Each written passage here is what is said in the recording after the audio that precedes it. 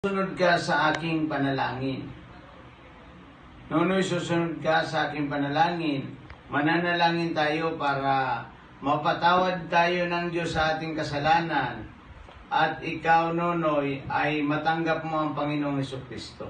Nonoy, nandiyan ka man, ay kung mayroon kang mga katabi dyan, medyo umiwas ka ng konti kasi sincero tayong tatanggapin ng Panginoon. Sincere tayo sa pagtanggap sa ating Panginoon. Nonoy, sumunod ka sa akin, tayo mananalangin. Panginoong Diyos na makapangyarihan sa lahat. Ngayong gabi pong ito, kami po ni Nonoy ay lumalapit ng buong pagpapakumbaba. O Diyos, ako po si Nonoy na isang makasalanan.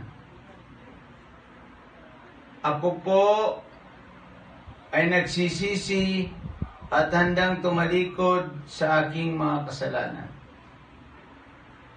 Panginoong Jesus, binubuksan ko po ang aking puso. At ikaw na po ang maghari sa aking puso. Mula ngayon at magpakailanman, sa ngalan ni Jesus, Amen. Iyon ay maliwanag na maliwanag, Nonoy. Kung sumunod ka sa maikling panalangin iyon, ikaw ngayon ay anak ka na ng Diyos.